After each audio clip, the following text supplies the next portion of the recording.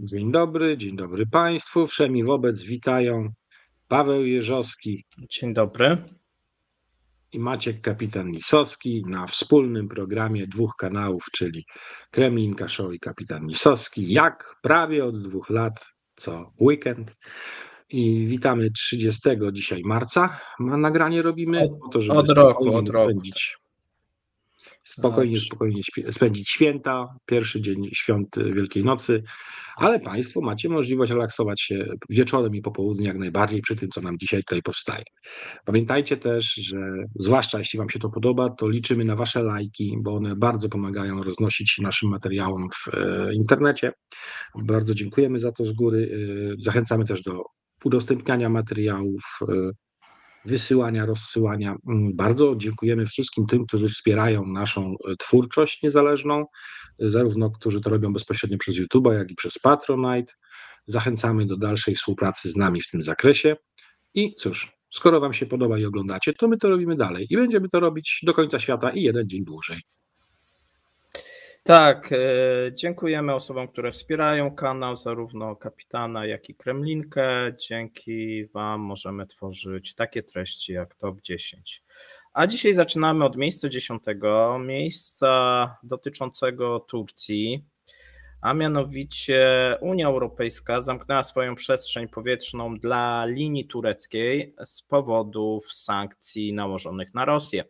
Chodzi tutaj o linię lotniczą Sofwin Airlines z siedzibą w Antalya, tak podaje turecki magazyn branżowy. Według magazynu Bruksela wprowadziła taki środek w ramach rozporządzenia 833, które jest związane z sankcjami wobec Rosji. Wcześniej tutaj informował też magazyn, że Finlandia nie zezwoliła Sofwind Airlines na loty nad swoim terytorium, ponieważ lokalna agencja lotnicza ujawniła naruszenia prawa europejskiego przez przewoźnika. O co chodzi? Według fińskich władz i w tym momencie również unijnych, jeżeli chodzi o turecką firmę, to mamy powiązania, słuchajcie, jeżeli chodzi o osoby fizyczne, osoby prawne z Rosjanami. Okazuje się, że większość personelu i floty została wydzierżawiona od rosyjskiego Northwind Airlines. No i tutaj jest oczywiście oskarżenie o obchodzenie unijnych sankcji. Przypomnijmy, że w lutym Stany Zjednoczone nałożyły kolejny pakiet sankcji na Rosję, które dotknęły również tureckie firmy. 16 firm zostało objęte restrykcjami Waszyngtonu, ponieważ według amerykańskiego kapitału zapewniały one znaczne pomoc siłom zbrojnym Rosji lub kompleksowo wojskowo-przemysłowemu.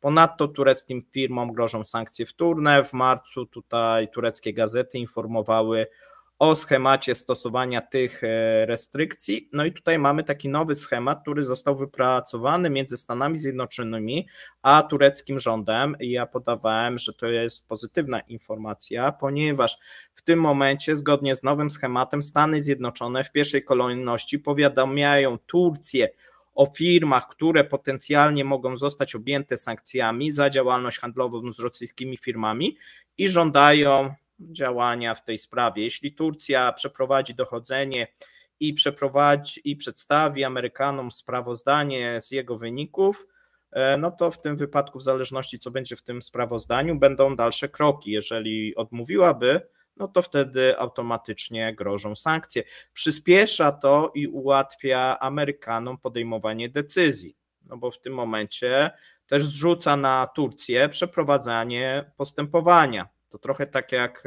właśnie jest takie typowo amerykańskie, tak? Macie możliwość tutaj samokontroli w przypadku, jeżeli ta kontrola nie będzie się zgadzała z naszymi danymi, no to wtedy będą podejmowane dalsze kroki. Natomiast w wielu przypadkach przyspiesza to wycofywanie się tureckich firm ze współpracy z Rosjanami. Tak, to jest bardzo cwane, bo to daje im czas. Skoro wchodzą tureckie służby z działaniami, nazwijmy to rewizyjnymi, wyjaśniającymi, no to jest najwyższa pora na to, żeby zakończyć na wszelki wypadek wszystko, więc to sprzyja. Na tym firmy tureckie za bardzo nie oberwą. A przypomnę, ta linia między innymi woziła różnych, nazwijmy to turystów z krajów północnej Afryki, gdzie? No na przykład na Białoruś, a także w kierunku Petersburga, po to, by wyładowywać tam tych, którzy potem próbowali przejść się przez granicę fińską. Więc to, że Finlandia tutaj bardzo ostro wystąpiła przeciwko tej linii, nie jest żadnym zaskoczeniem ani przypadkiem. To jest dobrze opracowana informacja, która jasno wskazuje na to, że ta linia między innymi obchodząc sankcje poprzez to, że zaciągnęła poprzez wynajem i personel, i sprzęt linii rosyjskiej, która latać nie mogła, i w ten sposób no, dawali przykrywkę de facto działalności rosyjskiej jednak linii, jest jasno wykazane. A że te samoloty przy tej okazji mogły wlatywać bezpiecznie w europejską przestrzeń, no to Rosjanie z tego skwapliwie korzystali. Myślę, że to nie jest jedyna tego typu linia. Jakby się dobrze przyjrzeć krajom kaukaskim, i jeszcze i szerzej rynkowi tureckiemu może tego być więcej.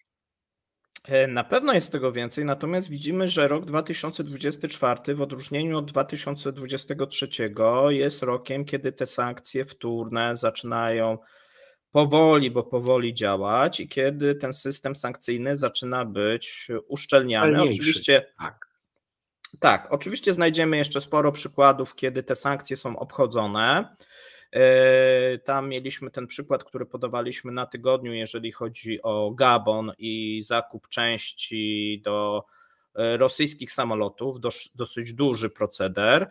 Natomiast tak jak widzimy, został on wykryty. No tutaj odpowiednie, szczególnie służby amerykańskie są bardzo aktywne, Departament Stanu, Departament Sprawiedliwości, jeżeli chodzi o przestrzeganie tych sankcji. W przypadku Unii Europejskiej no trochę jest powiedzmy gorzej, ale też widzimy, że to się, można powiedzieć, bardzo powoli poprawia. Ja nawiążę trochę do części specyficznych, jakie z Brazylii miały być ściągane do Rosji. Mówimy o sprzęcie dla branży petrochemicznej. To wszystko, co zostało uszkodzone lub zniszczone, no to jak wieść dziennikarska niesie, to takie mocne wejście Francji w ostatnich tygodniach do Brazylii z ofertą zarówno pomocy w opracowaniu siłowni nuklearnych dla brazylijskich okrętów podwodnych, plus energetyka nuklearna i parę innych rzeczy, łącznie z ewentualnie uzbrojeniem, też nie jest żadnym czystym przypadkiem. Jest to efekt synergii tego, żeby zablokować to, co mogłoby być pozytywne i dawało Rosji dostęp do rynku części jej potrzebnych, jak i w sposób trwały związać Brazylię z krajem zachodnim, tak aby, jakby to powiedzieć, budować kordon sanitarny wokół władz Brazylii, aby te wpływy rosyjskie tak tam nie przenikały. No, nawet mieliśmy w Niemczech aresztowania za nielegalny eksport turbin gazowych Siemensa. Tak. A I więc to jeszcze widzimy, że nawet tam przed tą jawną fazą wojny. Mówimy po aneksji Krymu, a przed wojną właściwą. Tak, tak. No ale wiesz, to teraz dopiero, że tak powiem, zostało. Zgadza się. Bo wcześniej było zamiecione pod dywan, nie? Sięgnęli ile lat wstecz? Bardzo dobrze. No, kilka, nie, już nie wiem dokładnie, trzeba by przeliczyć. To było natomiast 16 rok, więc ładnie tak, parę lat. Natomiast widzimy, że jakieś tutaj reakcje ze strony Unii Europejskiej też mamy. A my sobie przejdziemy do miejsca 9, miejsca ważnego, z którym Rosjanie no, mieli duże nadzieje, czyli transport na trasie północnej, który w 2023 zapowiadał się bardzo dobrze. No, okazuje się, że w 2024 utrzyma tą przepustowość z 2023, ewentualnie nieznacznie ją zwiększy. Plany były, żeby tą drogą przesłać przynajmniej 80 milionów ton, natomiast już mamy zapowiedź wicepremiera Aleksandra Nowaka, że się nie uda i że w 2024 według korekty planu zostanie przesłane tylko połowę, czyli spadek mamy w stosunku do planu o 50%. No i tutaj są właśnie jego wypowiedzi, że w 2024 powinniśmy osiągnąć poziom 40 milionów ton, 2023 to jest 36 milionów, a więc byłby to wzrost o 10%. Dlaczego? No, wydaje się, że cały czas powodem są akurat sankcje i to te nowe sankcje, jeżeli chodzi w dużej mierze o produkcję lodołamaczy. Tak? Tutaj jest problem. Problem jest oczywiście też z gazowcami i tankowcami, bo pamiętajmy, że tą drogą przesyłana jest głównie ropa naftowa, jeżeli chodzi o 2023, a tutaj właśnie pokazuje Maciek, jak to wygląda, ta droga północna. Pamiętajmy, że to jest najkrótsza droga, jeżeli chodzi o dostawy na przykład do Chin. Tak? No tutaj skraca te dostawy, szczególnie teraz, w momencie, kiedy kanał Suezki ma problemy, tak? Znaczy może nie sam kanał, tak? Natomiast wysyłanie tą drogą, która biegnie przez kanał Suezki i przez Morze Czerwone jest utrudniona. Teraz patrząc na ten globus, który pokazuje w linii niebieskiej i czerwonej mniej więcej przebieg tej całej kompleksowej północnej drogi morskiej, szarym kolorem jest ta tradycyjna, to teraz dodajcie do tej szarej jeszcze dodatkowe około 11-12 tysięcy kilometrów, ponieważ opływają Afrykę z powodu kryzysu w cieśninie Bab el-Mandeb i to pokazuje, jak ważna jest ta droga, ale ona na razie nie jest przez cały rok dostępna i trzeba tam mieć lodołamacze oraz statki o wysokiej klasie lodowej, które w razie czego nawet Tak po jest. tym rozbitym przez lodołamacze mogą akwenie zostać będzie w uszkodzone. stanie tak, bezpiecznie się poruszać, więc to nie jest rzecz prosta. I nie jest rzecz tania. Tak. Nie jest rzecz tania, oczywiście jest gdzieś przyszłościowa, no bo pamiętajmy tam tankowce, nawet z tymi lodołamaczami, no to jest 10-14 dni, a jeżeli byśmy do Chin płynęli przez kanał Suezki, no to jest 40-44 dni, a jeżeli dookoła jeszcze Afryki trzeba płynąć, no to jeszcze plus 2 tygodnie, a więc no spora różnica, jeżeli chodzi o czasy dostawy. Zarówno Chiny, jak i Rosja wiążą z tą drogą duże nadzieje w przyszłości, natomiast no, wymaga to dosyć dużych inwestycji, na które obecnie Rosji nie stać. Bardzo sympatycznie w tym wszystkim wygląda jeszcze sprawcza rola Władimira Putina, bo Władimir Putin zatwierdził takie plany, a takie plany zatwierdzone oznaczają, że należy je wykonać i tam miało być, że teraz miało być tych milionów ton ładunku 80. Więc nie zrealizowali dekretu. Głowy polecą. Do 2031 ma być 200. No, będzie ciężko. Chyba że będą jakieś zmiany klimatyczne. Tak, no, takie gwałtowne nawet gwałtowne musiałyby być bardzo, które nie są przewidywane. Natomiast oczywiście. Tak, oczywiście w przyszłości przy tych zmianach klimatycznych, jeżeli one się będą utrzymywać, no to ta droga coraz łatwiej będzie pewnie działać tym lodołamaczom w przyszłości, a więc przyszłościowa droga morska. To w takim razie, słuchajcie, teraz możemy przejść do miejsca z polskiej komedii, a dokładnie z białoruskiej komedii. Pierwszy raz coś takiego ma miejsce, a mianowicie ambasador Białorusi w Moskwie domaga się ukarania własnych firm za zbyt niski eksport do Rosji. Ja cię popłakałem, to czytałem.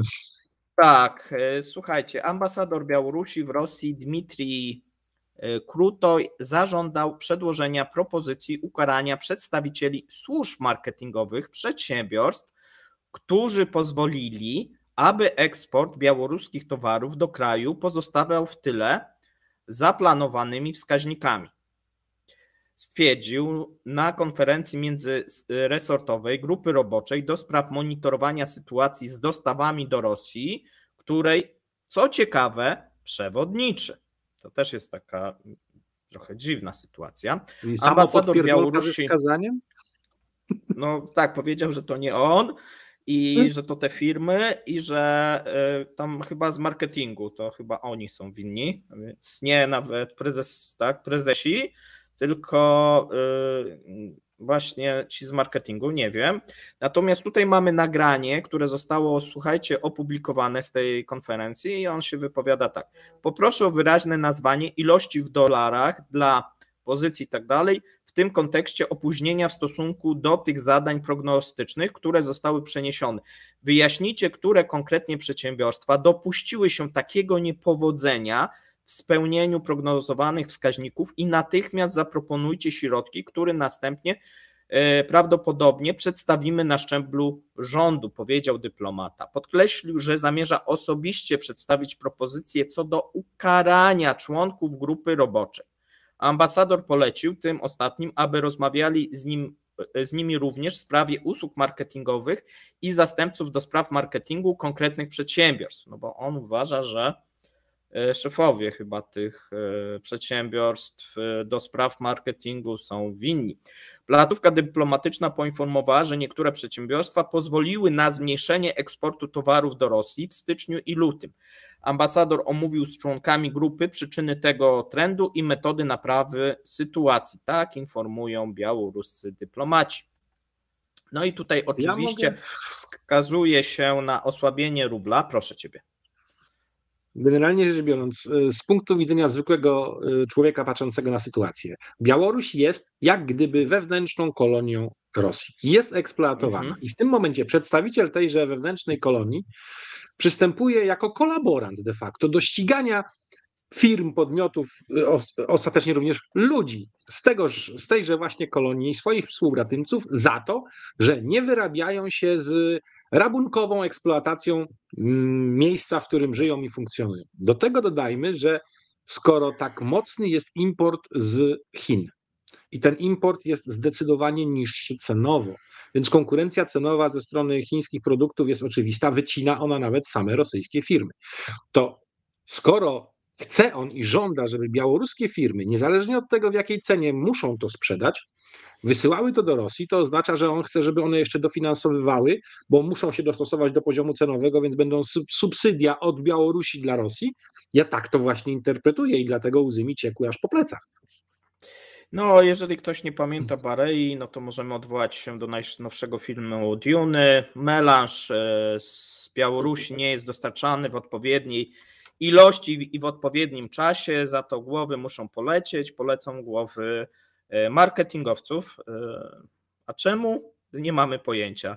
Tak? Natomiast jak to? Za to, że nie chcą tego kupować Rosjanie. I temu są winni marketingowcy. Wszystko w tym. Tak, że może za słabo reklamują te białoruskie towary, nie wiem. Teraz słuchajcie, przejdziemy do miejsca 7.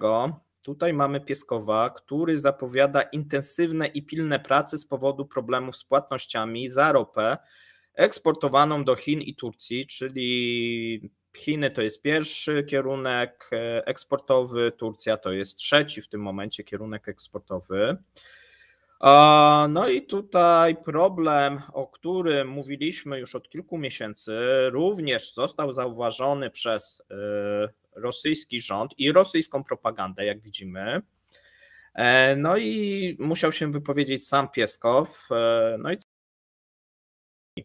mówi, że Rosja współpracuje z Chinami, Turcją i Zjednoczonymi Emiratami Arabskimi w sprawie płatności za ropę. Poinformował o tym na swoim briefingu.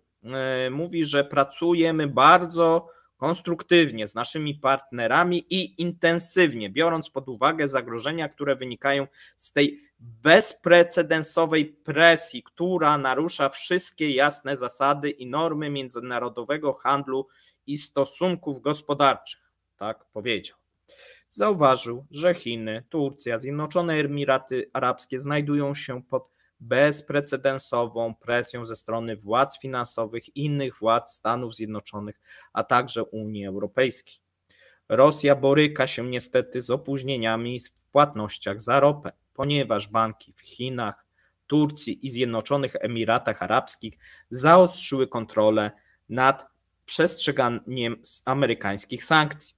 banki obawiają się sankcji wtórnych i zaczęły wymagać od swoich klientów pisemnych gwarancji, że żadna osoba ani podmiot z amerykańskiej listy sankcyjnej nie jest zaangażowany w transakcje lub nie jest beneficjentem płatnością, więc dochodzi do tego, że jak oni coś widzą, że coś jest z Rosją, to mówią dajcie nam na piśmie, że nie jesteście, znaczy ich sprawdzają, ale jak firma nie jest, że żaden z waszych podwykonawców nie jest, że nie ma żadnych powiązań kapitałowych i tak dalej, i tak dalej. I pomimo to mamy blokady, tak, mamy blokady, bo pamiętajmy, że w przypadku tych największych firm rosyjskich tutaj powiązania oczywiście mamy. Co gorzej, w Chinach i Turcji przetwarzane płatności zajmują już nie tygodnie, a miesiące. A ja przypomnę jeszcze coś z historii. Kiedy sankcje dotyczyły na przykład głównie Korei Północnej, to jako standard, ale Iranu, to Turcja była tym miejscem, które zapewniało rozliczenia dla nielegalnego irańskiego handlu z resztą świata i robili to bardzo dobrze i na dużą skalę, ale nie aż na taką, jak w chwili obecnej potrzebowałaby tak naprawdę Rosja. Ponadto ilość narzędzi kontrolnych, jaka została wprowadzona w tym czasie wraz z rozwojem technologii, jest taka, że nie dają rady też technicznie tureckie firmy, tudzież różni tureccy kombinatorzy z takimi sprawami. I najbardziej mnie zdziwiło to, że nie ma tutaj drugiego importera rosyjskiej ropy, czyli Indii. Czyżby to oznaczało, że to, co rozmawialiśmy jakiś czas temu, że te rupie zdeponowane o wartości kilkudziesięciu miliardów dolarów za tą ropę w Indiach są coraz częściej, coraz szybciej używane, nie wiem, właśnie do kupowania firm w Indiach i w ten sposób dosyć szybko idzie im cashowanie i przerzucanie tych pieniędzy do Rosji, czy po prostu wolą tego nie poruszać, bo jest to śliski temat? Wiesz co, po pierwsze kilka tematów. Po pierwsze mamy wybory i jak gdyby Hindusi nie chcą na ten temat rozmawiać obecnie. I to jest moim zdaniem główny powód. Pewnie do tych rozmów powrócą po wyborach, tak? Jak partia i premier wygrają, bo wszystko na to wskazuje. I wtedy być może jakieś ustalenia zostaną poczynione. Na ten moment pamiętajmy, że hinduskie banki stosują się do sankcji, coraz więcej rafinerii też zaczyna się stosować do sankcji price capowych z uwagi właśnie na amerykańskie naciski i nie chcą tej sytuacji zmieniać. Dodatkowo Indie weszły na bardzo dobry ten tor wzrostu gospodarczego i też nie chcą go zaburzać jakimiś sankcjami wtórnymi. To trochę jest podobna sytuacja jak w Turcji, natomiast w Turcji nie chcą zaburzać środowiska bankowego ze względu na ryzyko totalnego kolapsu, a Hindusi chcą utrzymać ten wzrost gospodarczy i te wskaźniki, które mają. No i tutaj akurat, wiesz, zbliżają się w Stanach Zjednoczonych też wybory. Hindusi muszą, po pierwsze, wiesz, przed wyborami nie chcieliby mieć żadnych niespodzianek. Po wyborach być może wrócą do rozmów, natomiast pamiętajmy, że ta ekonomia też jest dla Indii ważna. A tutaj taki partner jak Stany Zjednoczone i Francja, która dosyć mocno się uaktywniła, pamiętajmy, to też jest ciekawe, że na wielu rynkach... W obszarze przemysłu zbrojeniowego. Tak, właśnie. I tutaj jest ta współpraca, a widzimy, że Francuzi i oficjalnie, i nieoficjalnie tworzą duże naciski, żeby nie współpracować z Rosją. Tak, sam rynek indyjski rocznie, jeżeli chodzi o zakupy uzbrojenia, jest taki, że jest to największy importer uzbrojenia od co najmniej dekady. Więc jest to rynek, o który każdy dostawca uzbrojenia chce się bić. Wycięcie z tego rynku Rosjan to jest wielki prezent biznesowy dla całej zachodniej reszty producentów uzbrojenia. Proste. Tak, chyba Francuzi najbardziej korzystają z tej sytuacji, bo najwięcej jakichś potencjalnych kontraktów już podpisanych albo tych, które dopiero będą podpisane, są z rządem francuskim. Dokładnie tak. A my przejdziemy, słuchajcie, do miejsca 6. Okazuje się, że Rosjanie biednieją. Tak przynajmniej wynika z nowego badania Wyższej Szkoły Ekonomicznej z Moskwy. Udział niestabilnych finansowo rosyjskich gospodarstw domowych, które nie mają oszczędności lub wykazują oznaki nadmiernego zadłużenia, wzrósł z 56% do 62,5% w ciągu około 6 miesięcy. Tak wynika z badania Barometr Zachowań Ekonomicznych Gospodarstw Domowych. W szczególności od połowy 2023 do początku 2024 odsetek respondentów, którzy nie mają oszczędności płynnych, wzrósł z 54 do 61. Tak? A więc widzimy, że tutaj ten trend utrzymywał się w 2023, no i nasilił się na początku 2024. Oszczędności płynne to oszczędności w dowolnej formie gotówki, lokat, rachunków bankowych i systemach płatniczych, akcji, obligacji i innych rodzajów aktywów finansowych. A więc widzimy, że z jednej strony zwiększają się lokaty w bankach, a z drugiej strony one się zwiększają w ten sposób, że to tylko ci wybrani Rosjanie zwiększają te wartości swoich lokat, natomiast jeżeli chodzi o ogół społeczeństwa, no to wygląda, że liczba osób bez tak jak powiedziałem tutaj, bez możliwości oszczędnościowych, no bardzo mocno się kurczy. A my cały czas informujemy, że cały czas zwiększa się liczba osób z nadmiernym zadłużeniem, co stanowi już problem społeczny. Badanie opiera się na danych z Federalnej i Państwowej Służby Statystycznej, statystykach, materiałach publicznych Banku Rosji oraz danych ze specjalnego badania ludności Rosji na temat zachowań ekonomicznych gospodarstw domowych, które prowadzone jest przez Wyższą Szkołę Ekonomiczną od czerwca 2023 roku. No i tu było kilka faz tego badania, dalej sobie mamy, na ekonomii Rosji opisałem to. Niestabilność finansowa, słuchajcie, jest największa w małych miastach do 100 tysięcy osób oraz oczywiście na Głubince. Znajduje się tam co drugie niestabilne finansowo gospodarstwo domowe, około 50% szerokiej definicji i 52% wąskiej definicji. Najlepsza sytuacja pod tym względem jest w Moskwie, gdzie udział gospodarstw domowych o niestabilnych finansowo wynosi zaledwie 5% oraz w Petersburgu to jest odpowiednio 4%. Co ciekawe, ja sobie bym tutaj pozwolił na pewną interpretację, jeśli pozwolisz. Skąd najwięcej ludzi powołano do armii w sensie mobików? Z Głubinki czy z dużych miast? Z Głubinki. Gdzie jest ten największy w tym momencie odsetek niestabilnych ekonomicznie gospodarstw i rodzin? Na Głubince.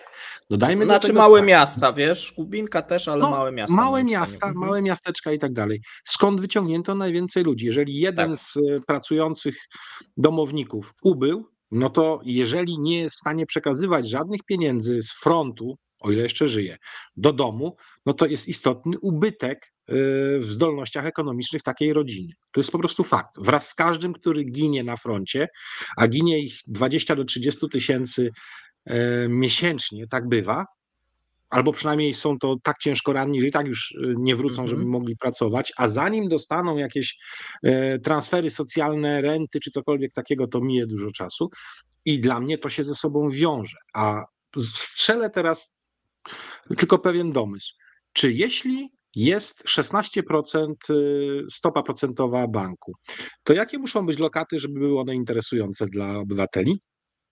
Muszą być też odpowiednio wysokie, wyższe, żeby było ciekawie, tak?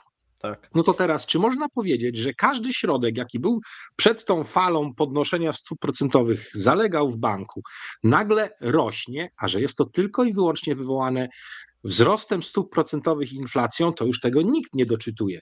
Ale fakt jest faktem. Rośnie wartość tego wszystkiego, ale znaczy może inaczej, ilość, ale nie wartość. Natomiast ilościowo się chwalą, że jednak rosną te depozyty, tak? Tak, rosną depozyty, natomiast nie rośnie liczba osób, które posiadają depozyty. Tak? Tak. To jest też taka właśnie, albo inaczej, maleje. I to jest też, tak wynika z tych badań. I teraz, co ciekawe, autorzy badania stwierdzają, że wzrost średnich dochodów Rosjan nie jest w stanie zrekompensować wzrost cen żywności, dóbr trwałego użytku, nieruchomości, a także szeregu drogich usług, takich jak edukacja i turystyka. Tutaj podkreślają badacze, nie licząc tego, że w Rosji główną przyczyną ubóstwa są niskie płace, szczególnie w sektorze publicznym. Zaraz, to, że oni oficjalnie takie coś napisali, że dopuszczono to do druku, to chyba w najbliższym czasie będzie jakaś akcja wskazywania winnych takiego stanu rzeczy. Oczywiście to ci winni będą obrzydliwym Zachodem, który zabiera, zabrania, kradnie i tym podobne. Ale Nie, znaczy, no że tutaj sytuacja robi się nieciekawa wewnętrznie, że tak przygotowują grunt. Wręcz wskazuje, że ta indeksacja płac, która była w sektorze publicznym, nie nadąża za wzrostem cen. Czyli jak gdyby otwarcie, półotwarcie. Znaczy wyższa szkoła ekonomiczna bardzo często jest bardzo krytyczna wobec działań rządu i zarówno te koła naukowe, badacze, rektorzy, cały ten personel dydaktyczny, dużo artykułów pisze, które podważa te artykuły propagandowe i pokazuje często bardziej zbliżony obraz rzeczywistości, tak? No bo jeżeli spojrzymy, jak w sektorze publicznym, jaka była indeksacja była na poziomie zbliżonym do inflacji. A skoro oni piszą, że nie nadąża, to prosty wniosek, że inflacja Coś się rozjechało. Jest rozjechana oficjalna z realną, tak? No oczywiście możemy mówić, że to jest tam procent czy 2, ale jak gdyby jeżeli oni wskazują, że to jest główny powód, to trzeba by to czytać, że jednak ten rozjazd jest o wiele większy, chociaż tutaj akurat nie idą krok dalej, i nie podają tego. Ale podejrzewam, że dokładnie wiedzą, jak to wygląda. Do tego dodajmy, że Baćka, czy tam ten komunikat tego ambasadora białoruskiego też wspomniał o tym, że niski kurs rubla. Więc z różnych miejsc, jakby wyjąć takie pojedyncze cegiełki i zacząć z tego układać obraz, to coraz więcej jest informacji podających urealniony stan gospodarki rosyjskiej, który wygląda coraz gorzej. Oczywiście wielu powie, wy już od 2 lat mówicie o tym, że ta gospodarka upadnie. No tak, kiedyś upadnie, ale my nigdy nie podawaliśmy, kiedy to się wydarzy. Natomiast podajemy, jakie muszą zaistnieć warunki tego, aby można było mówić o upadku gospodarki. I kiedyś Mateusz robił taką listę i taką checklistę, co musi zaistnieć, żeby taki stan rzeczy się stał. Myślę, że można by teraz zrobić aktualizację tego wszystkiego, co według dostępnych danych wiemy i czy kolejny jakiś punkt z checklisty jest obecnie zaliczony, że tak, i zobaczymy wtedy. Być może to trzeba z Mateuszem porozmawiać. Tak, natomiast widzimy, że te transfery socjalne do tych weteranów rodzin, one w niektórych badaniach wychodzą, że pomagają, natomiast całościowo, jeżeli popatrzymy statystycznie, to nie są w stanie zmienić sytuacji, że to społeczeństwo biednieje, bo jednak ten wskaźnik niestabilności finansowej, ładnie on brzmi, ale po prostu można by go nazwać wskaźnik pauperyzacji, tak? Ludzie, którzy nie posiadają. Zaraz oczywiście ktoś napisze, że w Polsce też są takie osoby, owszem, tak, natomiast nie mamy takich wskaźników jak Rosjanie i przede wszystkim tu chodzi o trend, tak, bo to jest istotne, że w przeciągu roku, słuchajcie, to jest zmiana o 20%, czyli też 6 punktów procentowych zmiany to dużo w przeciągu 6 miesięcy, tak, a więc widzimy, że to jest jakaś potężna dynamika, jeżeli chodzi o tą sytuację. A my przejdziemy, słuchajcie, do miejsca 5. Miejsce ważne dla wielu Rosjan, ponieważ już my podawaliśmy jeszcze w zeszłym tygodniu, że miało być 0, natomiast w ostatnim momencie federalna, bodajże w piątek, federalna służba celna podała, że próg bezcłowego importu paczek do Rosji od 1 kwietnia zostanie przywrócony i wyniesie 200 euro. Przez 2 lata było to, przez niecałe 2 lata było to 1000 euro, natomiast teraz będzie 200 euro. No to oczywiście jest to ryzyko, że ci chińscy dostawcy będą dzielić te paczki na mniejsze części i w ten sposób będą wysyłane. O co chodzi? Chodzi o próg bezcłowego importu paczek do Rosji od 1 kwietnia wyniesie 200 euro, wcześniej było 1000 euro. Urząd Celny stwierdził, że próg dotyczy towarów, które są dostarczone osobom fizycznym i przewoźnikom ekspresowym.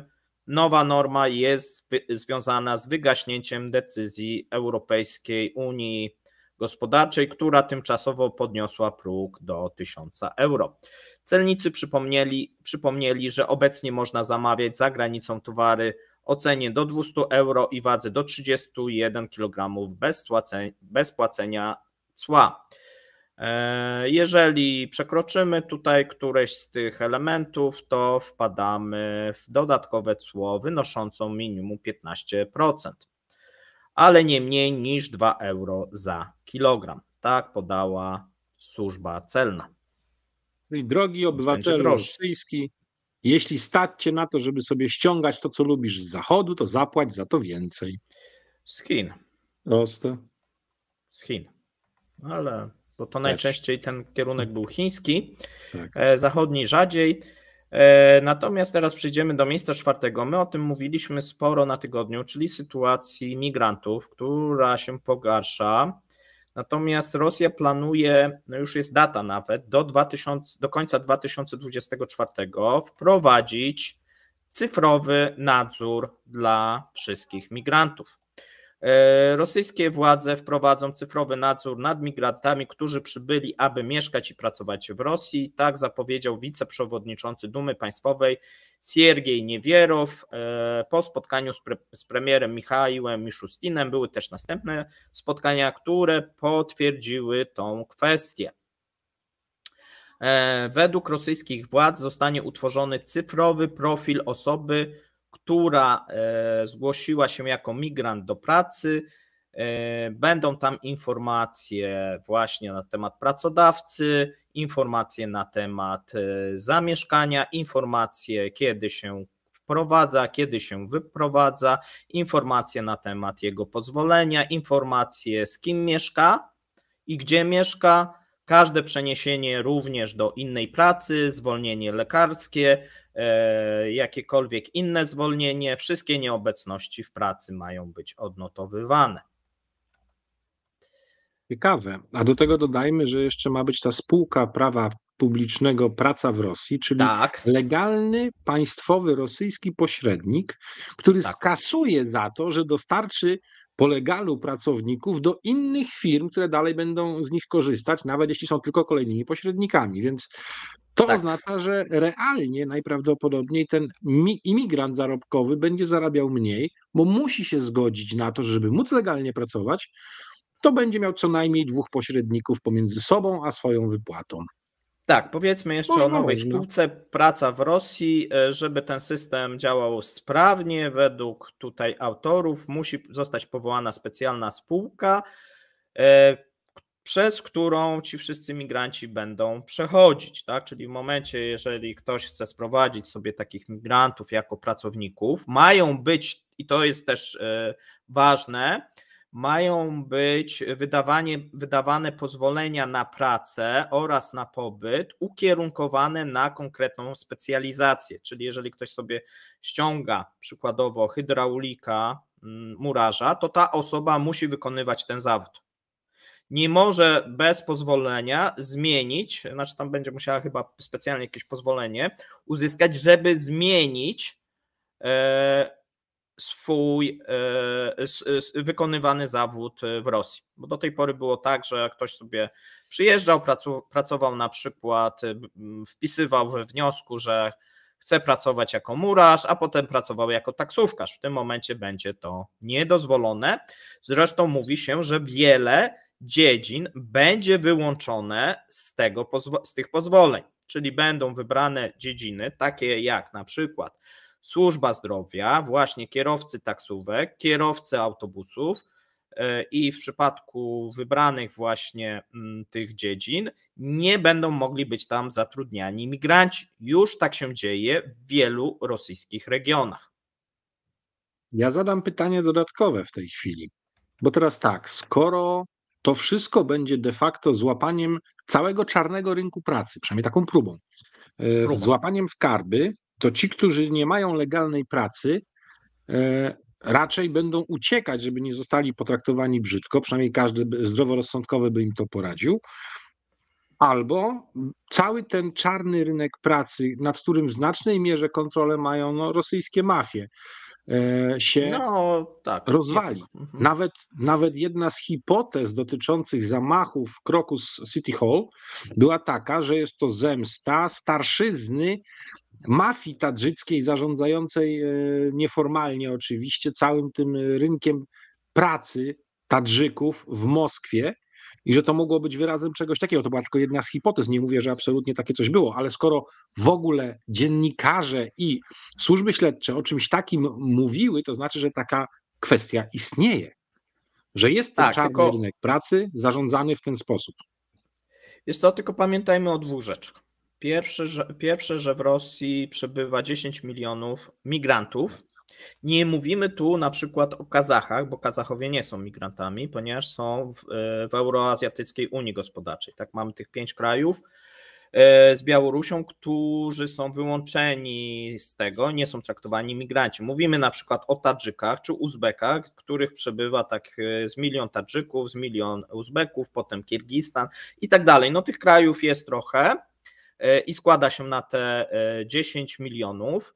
Natomiast jeżeli zostanie to wprowadzone, po pierwsze nie wiadomo kiedy zostanie wprowadzone, oni chcą użyć chińskich systemów, wprowadzić to do końca 2024, a więc jest szansa, że to się uda, jeżeli Chińczycy jednak te systemy mają sprawdzone i wdrożone i co by nie mówić, to doświadczenie mają olbrzymie, jeżeli chodzi o te rzeczy i te systemy mogą o wiele lepiej działać niż te rosyjskie bazy, na przykład, które obecnie są. Ale druga rzecz, no pamiętaj, że to jest duży rynek i duże pieniądze, tak? Mamy i zarówno ten rynek przestępczy, jak i również pewnych zawodów, które były wykonywane przez tych migrantów, no i nagle zabraknie 10 milionów, słuchaj, no może nie 10, ale powiedzmy ileś milionów może zabraknąć ludzi. No trudno jest określić, jaki będzie spadek w 2025, bo też będziemy mieli efekt taki, że firmy będą starały się, a przede wszystkim właśnie mafie, że tak powiem, obchodzić ten przepis. No bo jeżeli będzie tak, można sprowadzić, no to te osoby będą zatrudniane w jakichś spółkach fikcyjnych, tak, no i tutaj korupcja pewnie będzie ułatwiać, natomiast będzie to zwiększać koszty na tym szarym rynku i zwiększać przede wszystkim to, co powiedziałeś ważne, niezależnie czy ta osoba będzie fikcyjnie zatrudniona, czy będzie legalnie i faktycznie zatrudniona, będzie zwiększała przede wszystkim koszty, tak, koszty pracy, bo dzięki właśnie migrantom wiele firm ratowało swoją rentowność. Tak? No można powiedzieć, w Polsce to się nazywa tacy Janusze biznesu, że tam nie płacą, czy płacą mało, ale dzięki temu tak wiele firm mogło przetrwać te ostatnie 2 lata. Tutaj bez migrantów albo z migrantami, gdzie będą musieli za to pozwolenie zapłacić, tej firmie rekrutacyjnej zapłacić, być może jeszcze jakąś łapówkę zapłacić, żeby w ogóle sprowadzić, bo może się okazać, że ci, co nie płacą, no to nie dostaną tych migrantów i tak dalej, i tak dalej. A więc te koszty dla tych firm wzrosną.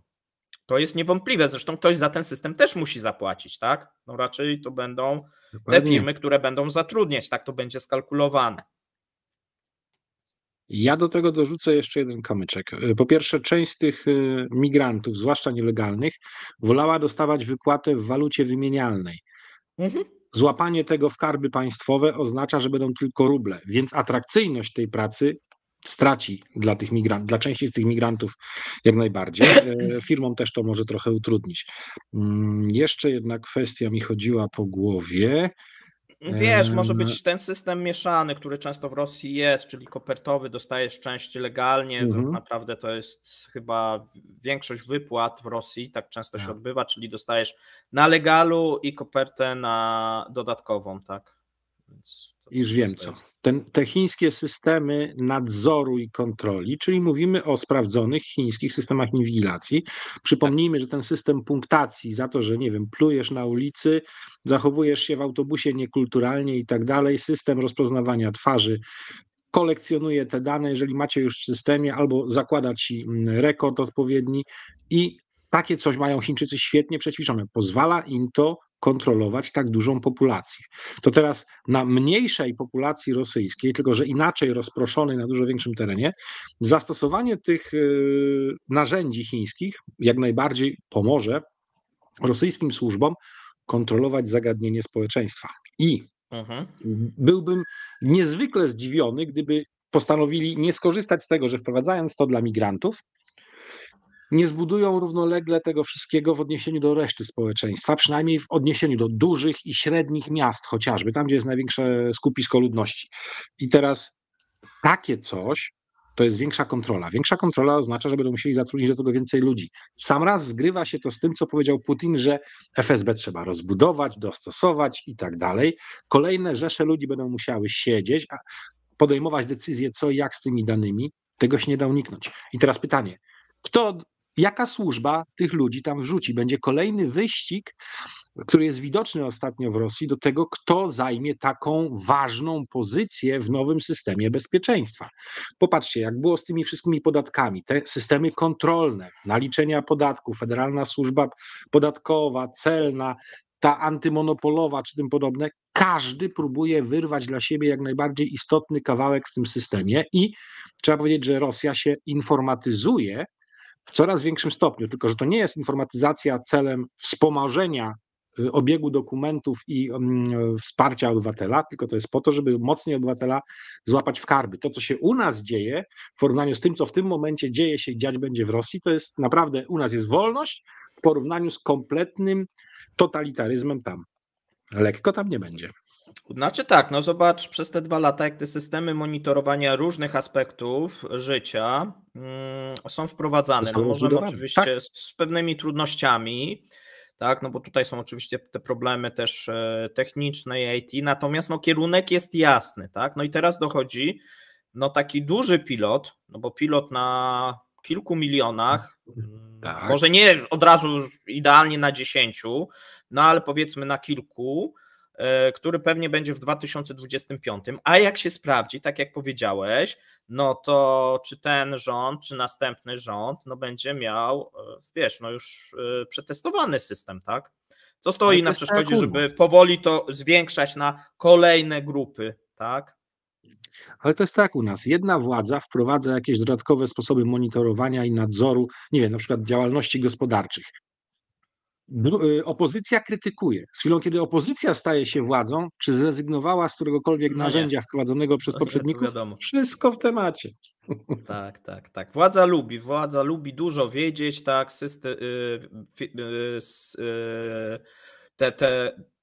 ci urzędnicy skarbowi lubią dużo wiedzieć, no a tutaj będą, wiesz, to Ministerstwo Wewnętrzne i FSB, no doskonały system, tak, który, wiesz, przy tych chińskich właśnie systemach jakiś big data do przetwarzania takiej dużej ilości danych, no będą pomagały wyłapywać anomalie, nie? No bo to też chodzi o to, żeby te względy bezpieczeństwa poprawić i faktycznie no takie systemy będą poprawiać, natomiast no to jest totalna inwigilacja, no i myślę, że to może Rosję kiedyś spotkać, jeżeli chodzi o pozostałą ludność. Tak przynajmniej by dynamika zdarzeń wskazywała. A my przejdziemy do miejsca trzeciego, które też było na tygodniu omawiane. No i to zgodnie chyba ze wszystkimi przewidywaniami Rosyjski Komitet Śledczy powiązał wydarzenia w Krokusie z władzami ukraińskimi. Więc tu zaskoczenia nie ma. Śledztwo było intensywne. Oskarżeni przyznali się. Trochę dziwny jest schemat, ponieważ tam mamy pewne nieścisłości, no ale myślę, że w trakcie śledztwa dalej jakoś uda się śledczym te nieścisłości rozwiązać. Były następne aresztowania, jeżeli chodzi o tą siatkę terrorystyczną, tadżycką. No tutaj też mamy doniesienia, że w samym Tadżykistanie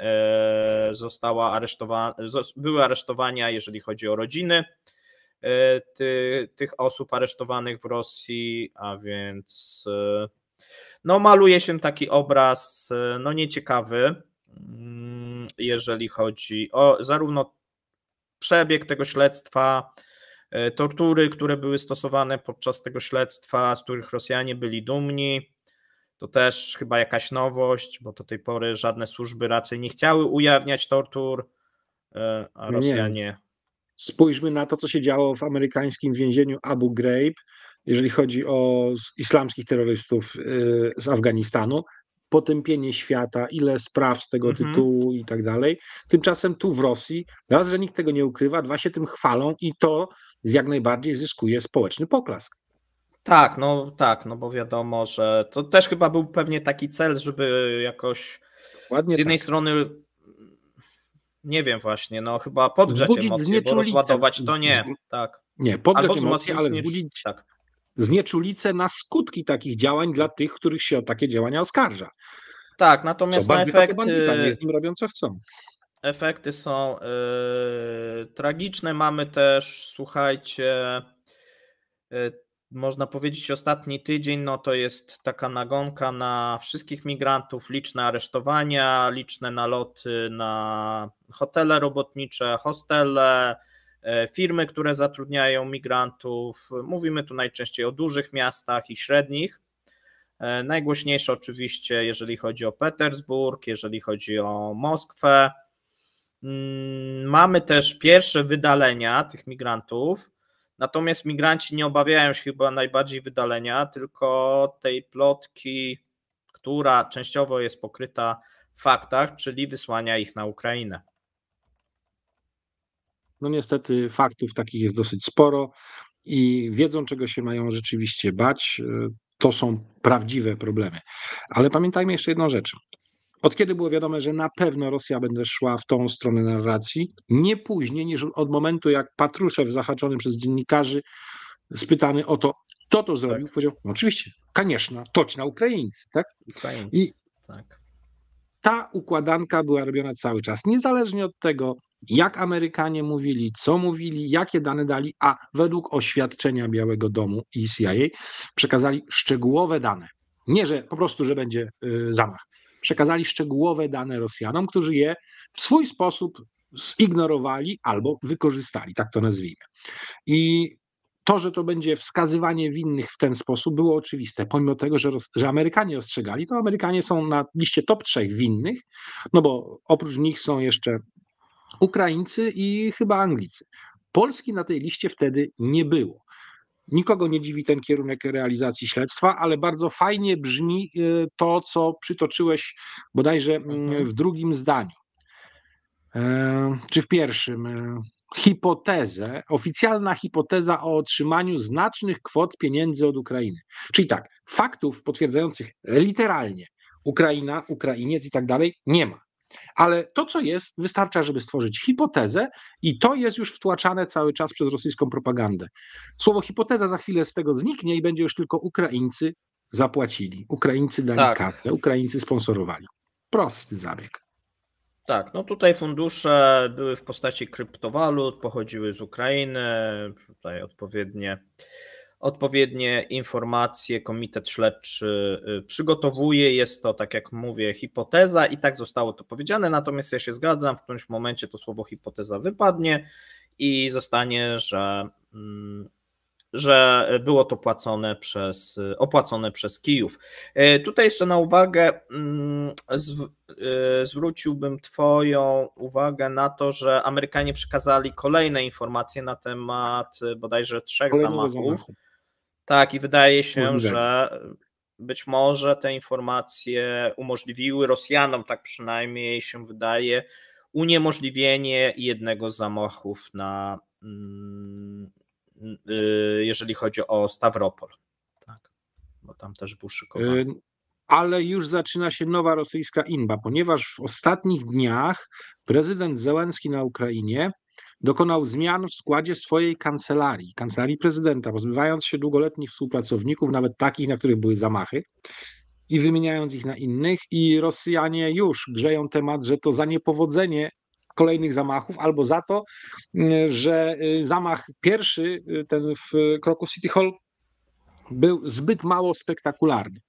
Dosłownie, cokolwiek by się nie ukazało, jaka informacja, przerabiana jest w sposób tylko i wyłącznie odpowiedni dla rosyjskiej propagandy i bombardowanie rosyjskiego społeczeństwa tymi spreparowanymi informacjami jest przeokrutne.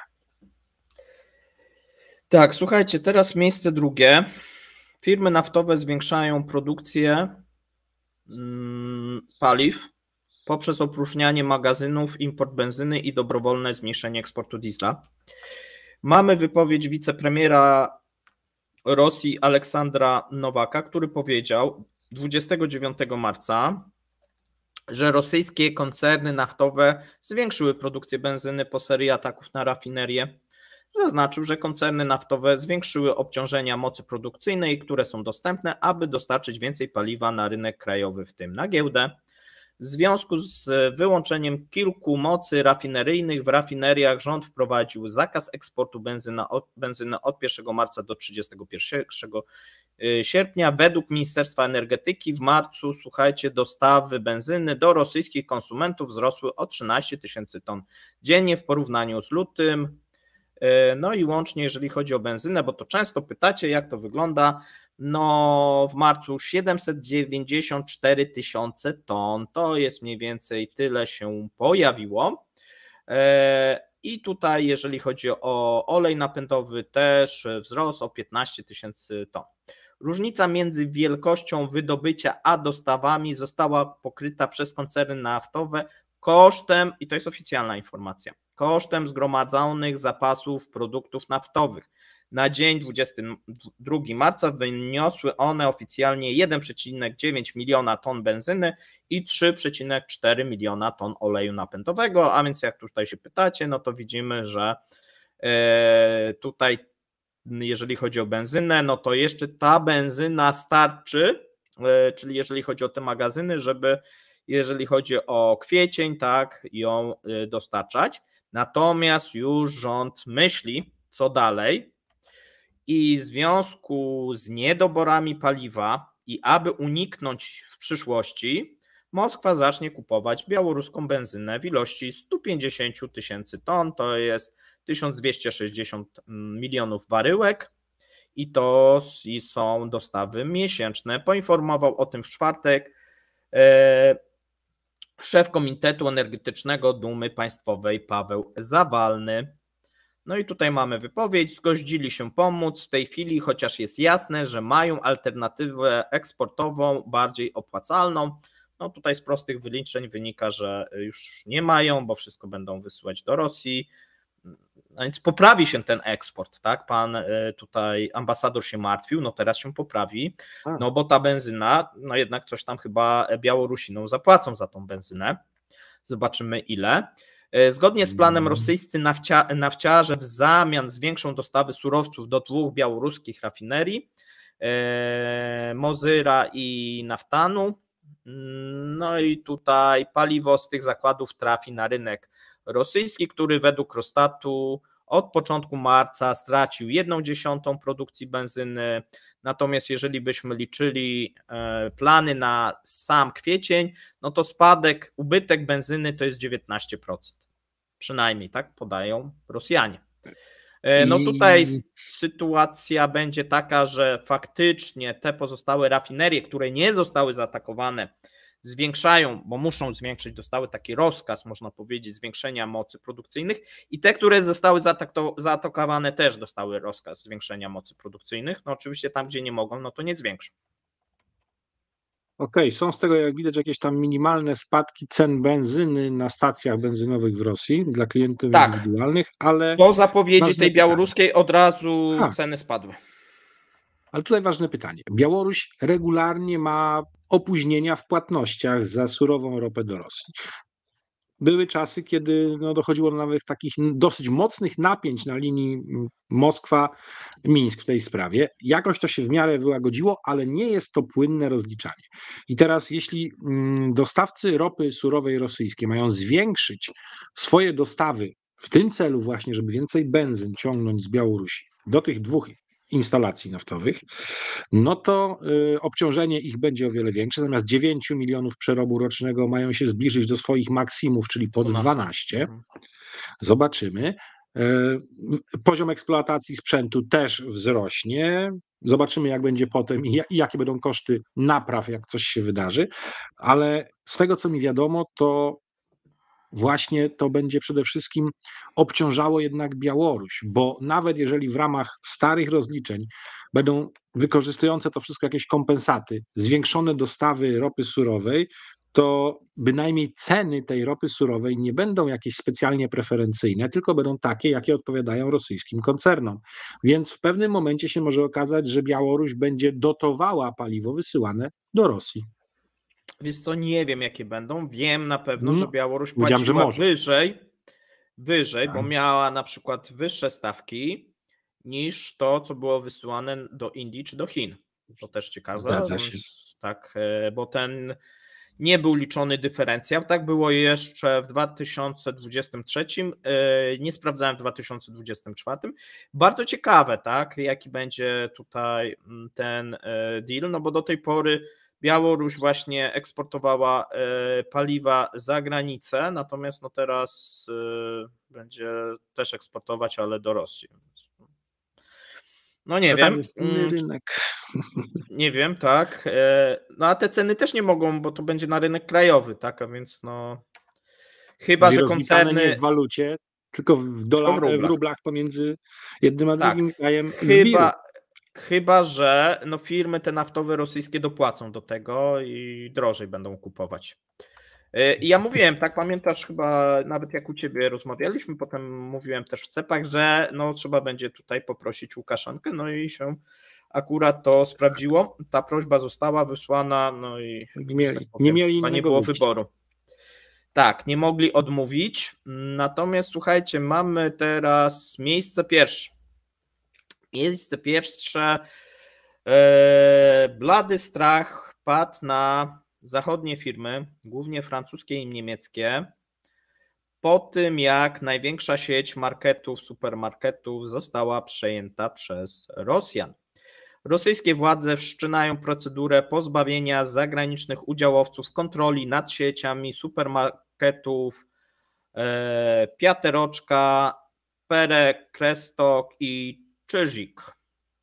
Ministerstwo Przemysłu i Handlu Federacji Rosyjskiej złożyło pozew do sądu arbitrażowego o zawieszenie praw holenderskiej grupy X5, która tutaj, tam jest to spółka zależna od Corporate Central.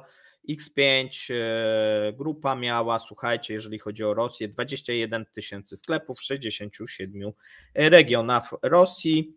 Jeżeli chodzi o wartość firmy i wartość tych sklepów, no to była największa sieć zachodnia w Rosji. Według samego X5 pozew nie wpłynie na codzienną działalność firmy. Jeśli jednak zostanie ona spełniona, holenderska struktura zostanie pozbawiona praw akcjonariatu w stosunku do rosyjskiej spółki zależnej.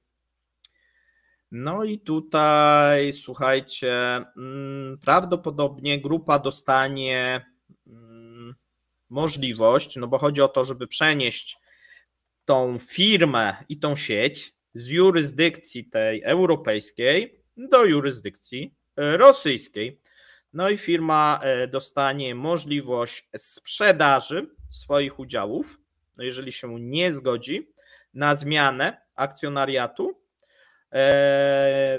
Tutaj będzie też problem, jeżeli się nie zgodziłaby z otrzymywaniem dywidendy, no bo chodzi o to, że międzynarodowi inwestorzy będą zmuszeni do wpisania się do rosyjskiego rejestru handlowego. Czyli jak gdyby mówimy, że mieliście spółkę, sobie gdzieś tam zarejestrować, no to teraz musicie to zarejestrować w Rosji, jeżeli chcecie, żeby to była jeszcze wasza własność, a jak się nie zgodzicie, no to możemy wam wypłacić jakieś odszkodowanie, ale ono musi być na tych warunkach zgodnie ze wszystkimi ustawami, no i to nie będzie więcej niż 50% wartości i tak dalej, i tak dalej, i tak dalej. I jeszcze zgodę musicie mieć, żeby sprzedać te udziały. Tak? Natomiast Jeszcze już zarządzanie to już nie wasza sprawa. To już A na koniec jeszcze podpiszecie dobrowolne oświadczenie, że zostaliście potraktowani dobrze, nawet priorytetowo, nie macie żadnych roszczeń i nigdy mieć ich nie będziecie. Tak, znaczy jak po Na pewno dobroci, no to się jest to- szansa, że się Tak. dogadamy, a jak będziecie się upierać przy swoich prawach dotyczących własności, no to będzie gorzej tylko. Tak, Pełen to mniej zapis. więcej. Pełen zapis pojęcia dziki wschód. Tak. No i Tak słuchajcie, wydawało się to do tej pory niemożliwe, bo firmy te i sieci handlowe, no wydawało się, że nie będą ruszane przez Rosjan. Tak? Natomiast no blady strach padł na sieci supermarketów z Francji i z Niemiec, no bo tam mamy jurysdykcję też zachodnią. No i prawdopodobnie, skoro to nastąpiło w tym przypadku, no to wydaje się, że ten proces będzie postępował i z podobnym żądaniem spotkają się takie firmy jak Globi, takie jak firmy jak Auchan, no i reszta firm, które mają nadal swoje sieci handlowe w Rosji. Czyli albo będą to sieci rosyjskie, tak, i wtedy nierezydenci rosyjscy mogą mieć tam udziały, ale oczywiście na warunkach rosyjskich, albo wcale. To jest bardzo cwany, chociaż bardzo brutalny sposób na przejęcie sieci dystrybucyjnych przez kapitał rosyjski. Pamiętajmy, że w takiej naszej Polsce jest tak naprawdę tylko jedna duża, licząca się sieć, której nazwy nie będę Polska. podawał, żeby jej nie reklamować, czysto polsko-kapitałowa. Cała reszta systemu dystrybucji podstawowych, szybko zbywalnych produktów w Polsce nie jest polską własnością. Tak, W ale krajach dlaczego bałkańskich jest o wiele lepiej z czymś takim. W krajach Czechach i Słowacja też jest lepiej.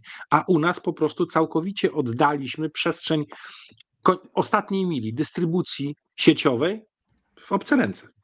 Tak, ale zobacz, wiesz, dlaczego to jest na pierwszym miejscu? Dlatego, że to jest, można powiedzieć, no kolejna eskalacja w stosunku do francuskich firm i niemieckich firm, które były chronione i którym się wydawało, że im się nic nie stanie do końca wojny. I przez to, że zwlekali z wyjściem, kombinując na różne sposoby względem zaleceń, jakie padały z Komisji Europejskiej i tak dalej, teraz mogą za to zapłacić jeszcze więcej.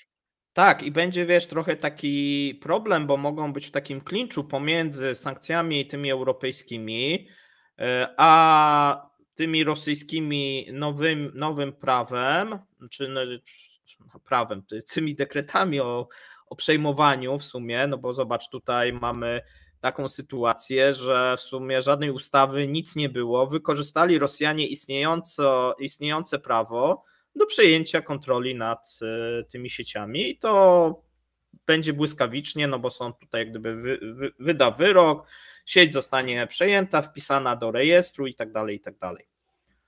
Tutaj oni moim zdaniem przegapili tą sytuację, kiedy została wprowadzona ta ustawa i te dekrety o tej jurysdykcji rosyjskiej. Wychodzenia z rynku. Tak, wychodzenie z rynku i jurysdykcja rosyjska. Ale wiesz co, popatrz, te sieci, te trzy nazwy, Pietiroczka, Pierekrystogi, Krzyżyk, 21 000 sklepów, to jest potężna sieć. Nie zbudowały tego te firmy. No to jakby ktoś, to powiedzmy, to są takie większe markety, mniejsze, takie jak nasze, nie wiem, Żabka czy coś takiego, bo oni mają dużo takich sklepów, czy tam, nie wiem, 7-Eleven, no tego typu. To są 3 levele, od małych, średnich do supermarkety, hipermarkety. I teraz tak, oni robiąc ten numer powodują jedną rzecz. Tam 5 jest najmniejsza. Tak. I w tym momencie sytuacja jest taka, że żadna z tych sieci nie była w stanie samodzielnie ze swoich środków tak mocno zainwestować w tak wielką rozbudowę. Wszystkie one brały zapewne kredyty z Europejskiego Banku Inwestycyjnego. Skąd biorę taki wniosek? Otóż z tego, że na przykład co najmniej 2 duże niemieckie sieci handlowe dostały po około 1 miliard euro na rozwój sieci dystrybucyjnej w Polsce. I tu żaden nie ma 1000 sklepów, żadna z tych sieci. To żeby tam mieć 1000, to te pieniądze wzięte z Europejskiego Banku Inwestycyjnego zapewne były o wiele większe. Więc w tym momencie tak, dostanie Europejski Bank Inwestycyjny, dostaną te sieci, ktoś będzie od nich to chciał zdjąć, asekuracja i reasekuracja tego kapitału. To jest bardzo poważny problem i on może bardzo mocno uderzyć, jeżeli w to zaangażowane jeszcze były konsorcja banków francuskich, a to jest też wysoce prawdopodobne, tudzież też niemieckich, więc to naprawdę może być mocny wstrząs dla gospodarek i firm z tych 2 krajów. Tak, znaczy tutaj sporo tych sieci, marketów, supermarketów, mniejszych, większych w Rosji było pochodzenia tego zachodniego. No i myślę, że w 2024 to już pod koniec żadna nie będzie. I widzimy, że wiesz, Putin i rząd jak gdyby zdecydował się, znaczy już chyba stracili jakiekolwiek nadzieję na ten biznes as usual i współpracę, no skoro decydują się na takie kroki i też liczą się z tym, że te pieniądze, które tam na zachodzie są, w końcu zostaną im odebrane, mówimy o tych zamrożonych aktywach. Skoro tak, no to robią krok wyprzedzający. No bo nie ma żadnego powodu, dla którego te firmy mają w Rosji czerpać zyski, tak?